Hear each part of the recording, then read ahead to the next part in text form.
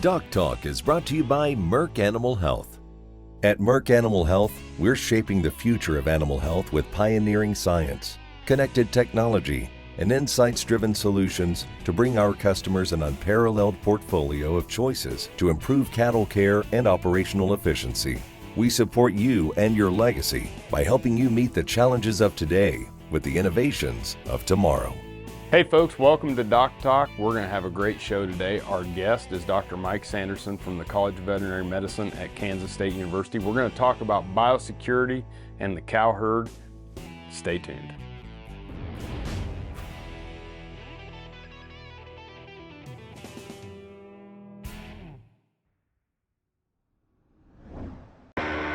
When you spot BRD in your cattle, that's your golden opportunity to target infection and its associated fever with a single dose of Resflor Gold, the industry standard dual therapy.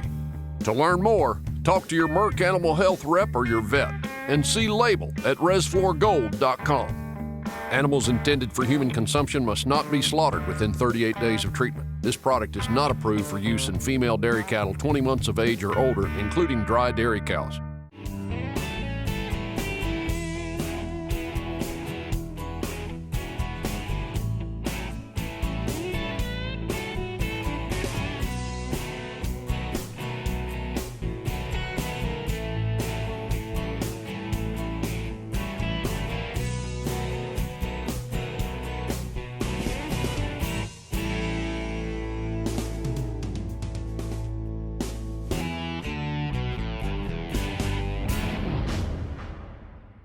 Hey folks, welcome to DocTalk.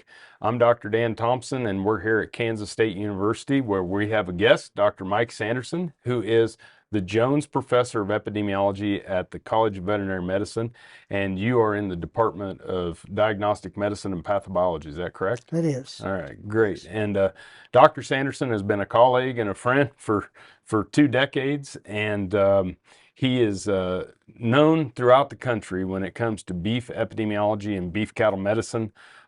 Just a tremendous resource on many different topics, but we're going to talk about biosecurity today. Good, great topic. Thanks for having me, Dan. Yeah, appreciate you, Mike. And so when we talk about, we're kind of leading off, you said maybe we'd talk about just finding out what kind of diseases you have in the herd. Well, I think that is important. There's not a lot of point in spending money excluding diseases that you already have. So it's good to have a little bit of an idea what you already have.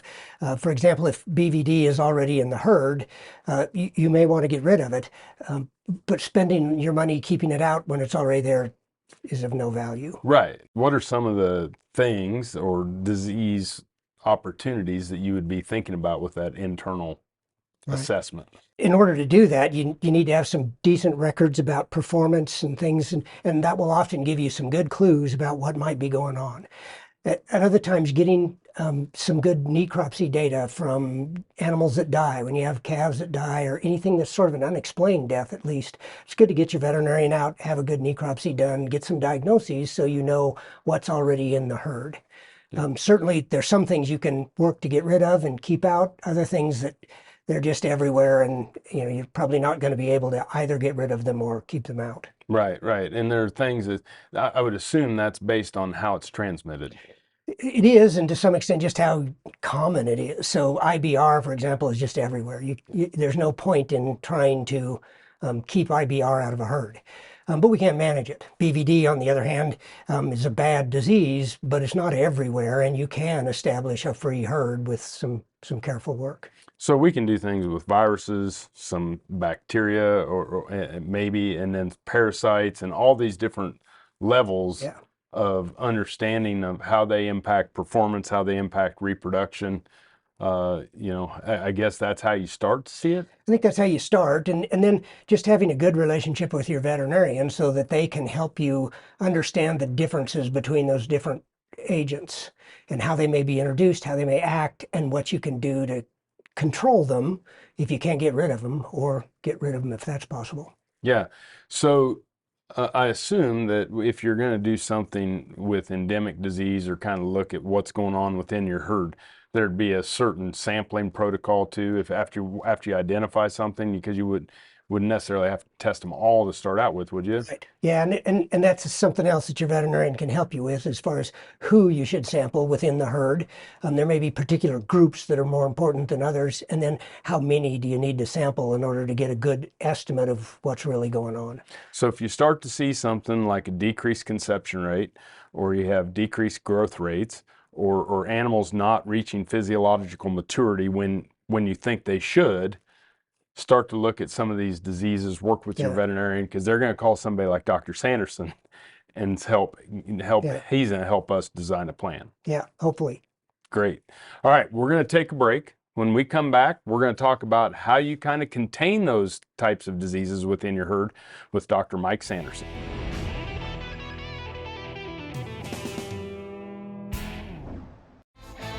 DNA Dialogue is brought to you by Igenity Branded, powered by Neogen. So value-added programs, I think, are a really rapidly evolving part of the industry. So what value-added programs do is they allow producers who normally might just market their calves as a commodity to capture some of the added value that they can contribute downstream in the supply chain. So in the instance of a producer that maybe sells all of his calves at weaning, he can all of a sudden, with a value-added program, get compensated for utilizing superior genetics.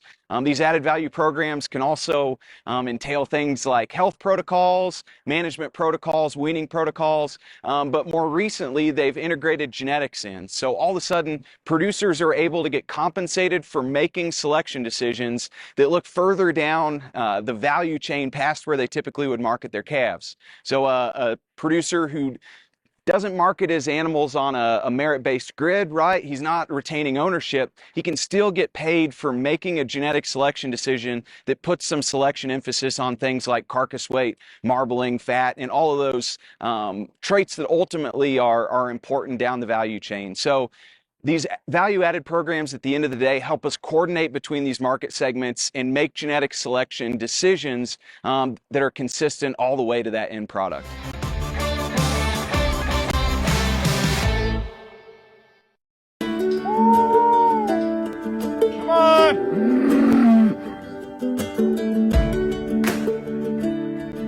Angus GS powered by Neogen is the highest industry standard in genomic testing for your whole herd. Contact the American Angus Association to test today. Bovolus Nasalgen 3 offers young calves unrivaled protection against devastating respiratory diseases, including IBR, PI3, and BRSV. And it has a unique blue shadow, so there's no second guessing which animals have been vaccinated. To up your protection, choose Bovolus Nasalgen 3 PMH, the first and only intranasal that protects against viral and bacterial pneumonia. Talk to your veterinarian and visit nasalgen.com to learn more. It's the crews, cattle, and accolades that keep you striving for the best that's ever been. It's more than a banner or a great calf crop. It's everything you deserve. And for that, we're here with all you need. valleyvet.com. Hey folks, welcome back to DocTalk. Dr. Dan Thomson here with Dr. Mike Sanderson. And Dr. Sanderson is a professor in the College of Veterinary Medicine. He is the Jones Professor of Epidemiology. He is in the Department of Diagnostic Medicine and Pathobiology, and we're here in Manhattan talking about cows and diseases and biosecurity. Great topic. Absolutely. It's something that we enjoy anyway. Talk to me a little bit about, because one of the things that is intriguing to me is how do we maintain, we have herds or groups within herds. And so how do we help contain disease within herds to not spread it to everybody? There's a number of things you can try and do. And we talk about something called risk group segregation. So that sounds hard, but it isn't necessarily. We'd like to manage different groups so that if we get disease in one, it doesn't transmit to another.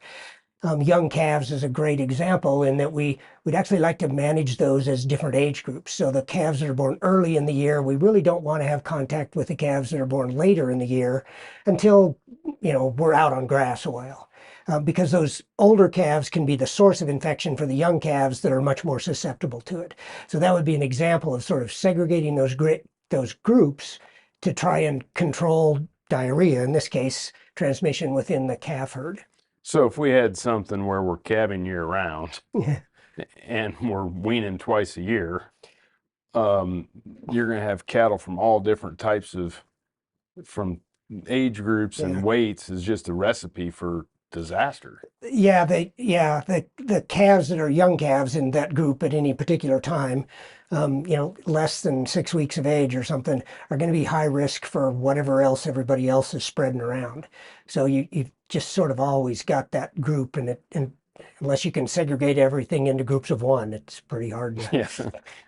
Any other types of ideas, vaccinations? I'm assuming that if there's a vaccine available, having the appropriate vaccine protocol is important. Yeah, so vaccines are really important. They rarely provide sterile immunity, probably never. So we can't vaccinate animals and expect that they will never get disease, but if they're good vaccines, they'll decrease clinical signs. They may not have clinical signs at all, and they'll likely decrease the amount of shedding that an animal does so they doesn't expose other animals as much.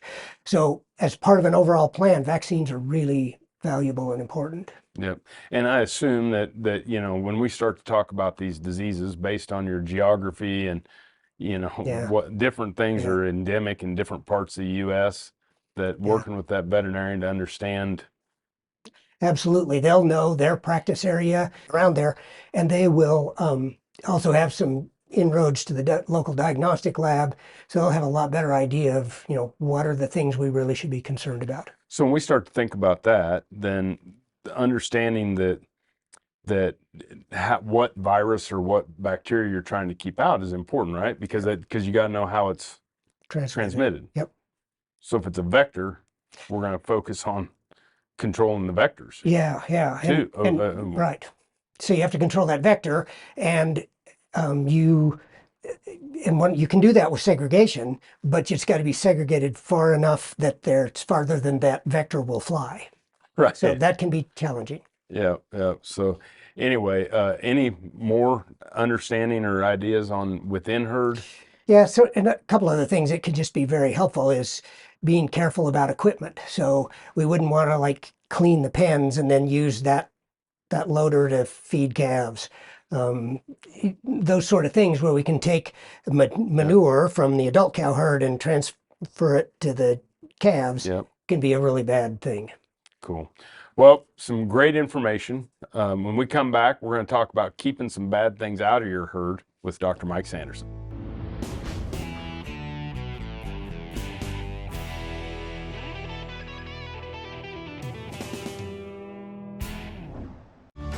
Success in the cattle business hinges on a lot of different people playing their part, from the vet to the cowboy and the nutritionist to the feed truck driver. You rely on them to get their job done right, and so do your cattle. Your expectations for the vaccines you use should be no different. Bimeta's cattle vaccines were developed and are made and sold by men and women in the cattle business. No smoke and mirrors, just real-world protection that you can rely on. Go to bimetabiologicals.com to learn more.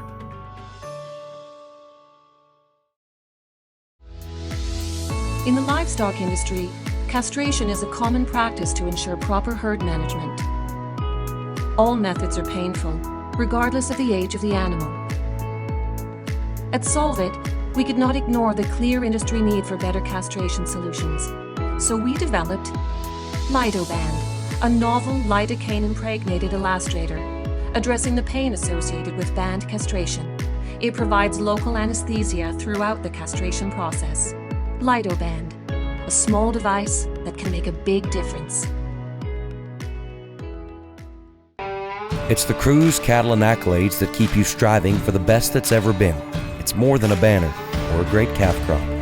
It's everything you deserve. And for that, we're here with all you need.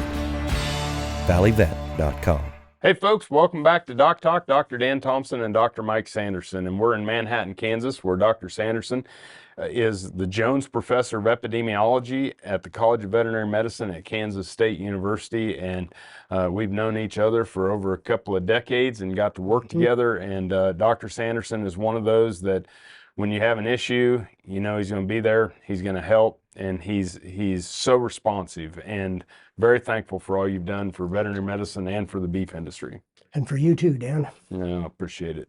You know, we've talked about keeping, controlling, finding the disease in our herd, and then while we're getting rid of it, make sure we don't spread it from big cattle to little cattle and all that. But the other side of this is maintaining a herd. If you go to all this work to clean it up, now I want to keep things out. Yeah.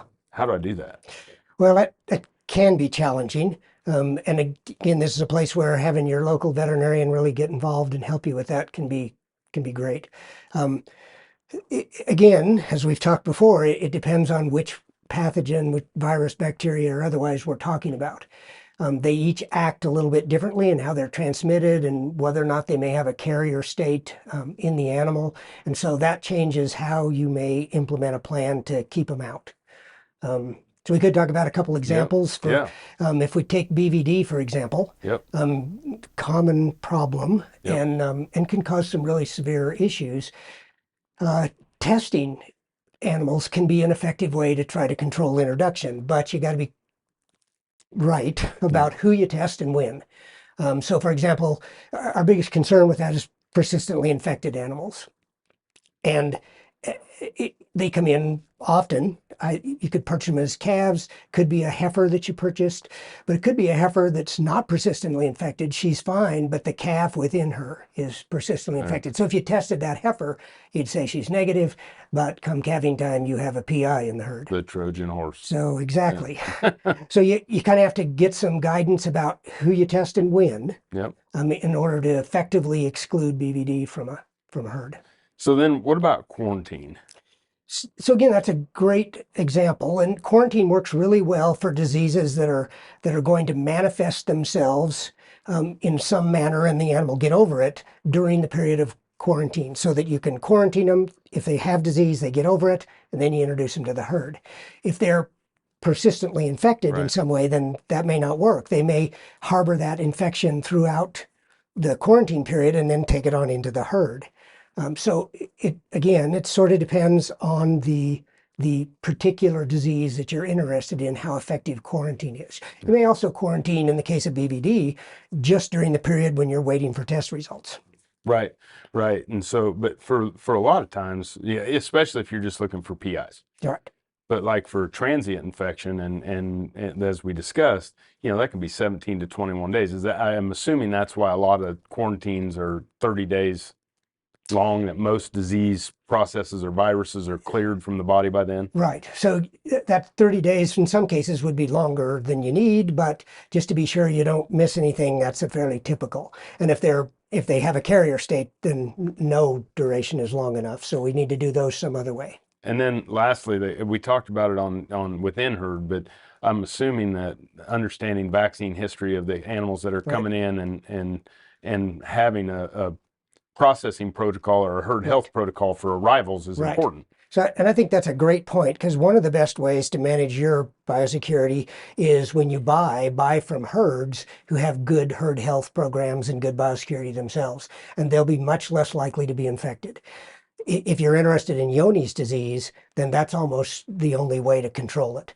Testing individual animals at entry to the herd for Johne's is almost useless. Buying animals from negative herds is a pretty effective way to keep it out. Perfect. Communication, get your vet involved. All great advice from Dr. Sanderson. When we come back, we're going to talk about ramping up in case of a foreign animal disease. You're watching DocTalk. We're sure glad you joined us.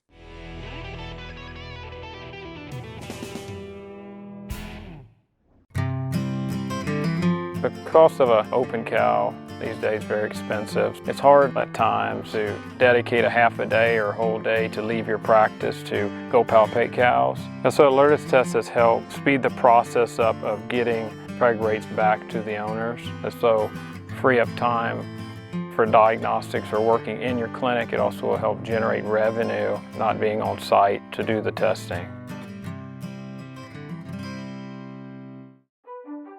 When it comes to treating BRD, you want a product that you can count on to get the job done at an affordable price. Macrocin by Bimeda delivers on both. A straight shooting, no BS tulathromycin that does what it's supposed to do. End of story. You don't need to take our word for it though. Go to macrocin.com for customer testimonials and head-to-head trial results. For your cattle and your bottom line, choose Macrocin. When a new calf hits the ground, the clock starts ticking. A belly full of colostrum gives them their best chance, but if they don't get any, time starts running out. That's when you grab a bag of Oxford Ag Colostrum in their patented feeding system. It's simple. You fill it with warm water, shake it to mix, feed it with a tube or a nipple, and you are done. No bucket, no bottle, no mess, and right on time. Ask for it by name wherever animal health supplies are sold. When the ones who have your heart need your help, count on us for everything they deserve, delivered fast. We'll work hard for you so you can work hard for your dreams. Hey folks, welcome back to DocTalk. Dr. Dan Thomson here with Dr. Mike Sanderson, and we're at Kansas State University where Dr. Sanderson serves in the Department of Diagnostic Medicine and Pathobiology as the Jones Professor of Epidemiology in the College of Veterinary Medicine at K-State. Great show so far. Thank you. Thank you. And let's talk a little bit now about, you have done a lot of work with biosecurity and foreign animal disease, specifically foot and mouth disease. Yeah. So we talked about some of these little practices we do. Tell me how it would change in the case of a foreign animal disease outbreak. I tell people this is a part of my work that I do that I hope turns out to be utterly useless, because I hope we never get a foot and mouth disease outbreak. I'm with you. But if once that happens, because foot and mouth disease is so infectious, it's so easily transmitted, and because it's such a big deal from a trade standpoint and everything else, the level of biosecurity will have to be elevated dramatically. So the things that you would do here are not everyday practices, and no one's suggesting that producers should do these kind of things. But once FMD's here, then you probably want to be very strict about importing animals. And only from herds that you have reason to believe don't have FMD. Not just you haven't heard, but they have taken some positive steps to decrease the risk that they would be a source for you. So really careful that way as far as imports. And I'd like my sources to be also implementing a really enhanced biosecurity plan. And when you mean imports? Yeah, I mean imports from another herd to my herd, not external. So I'd like them to be doing that as well. For within my herd, I want it pretty closed off. I want to be controlling traffic on and off of my premises. Don't let people on that you don't have to. Try to control wildlife contact. That's a pretty big challenge, but I would try to do as much as I could to control wildlife contact. Because deer are potentially, certainly can get FMD and could transmit it then. So if you're in an area where there isn't any around you, then the deer are probably not a problem, at least not yet. But I would still be very careful. We talk about something called a line of separation, which really just a line like a moat that you'd put around your farm and control access. Preferably trucks that might come on are going to get washed before they come on, and probably washed before they go off. So we'd like to limit that, and we'd like to set it up so that if we need feed deliveries, we could have the truck stop outside our line of separation. The truck doesn't come across it, so it doesn't contaminate everything, and we auger feed across the fence or something. We would be doing serious things to try and control any introduction. I've even seen on some of these swine truck washouts that they have drying units for the trailers that take them to like bake them to get hot enough to kill bacteria and viruses. They did that for PED. And because they had to. Luckily, we haven't had anything as bad as the swine guys do. No, just a great show. Thanks for spending time with us. Thank you, Dan. And remember, always work with your local veterinarian. And if you want to find out what we do, you can find us on the web at www.doctalktv.com. I'm Dr. Dan Thomson with Dr. Mike Sanderson, and we'll see you down the road. At Merck Animal Health, we're shaping the future of animal health with pioneering science, connected technology, and insights-driven solutions to bring our customers an unparalleled portfolio of choices to improve cattle care and operational efficiency. We support you and your legacy by helping you meet the challenges of today with the innovations of tomorrow. If I would have known the power of it 10 years ago, we were in the dark ages when you look back at it from where we are today. Progress is better, the way you can make improvements is better. When we see a tool like genetic testing that gives us the ability to see what an animal would have normally been 10 or 15 years down the road, today, we're going to use that tool and we're going to take advantage of it. You can either choose to use genetic testing and do the leaps and bounds generation turnovers that make the progress possible, or you can go on the slow track that leaves you probably generations behind in as few as 3 years. If you haven't made that leap, now's the time to make the leap, because every day that goes by, you're giving up generations to those that are using the technology. Angus GS powered by Neogen is the highest industry standard in genomic testing for your whole herd. Contact the American Angus Association or your Neogen territory manager to test today.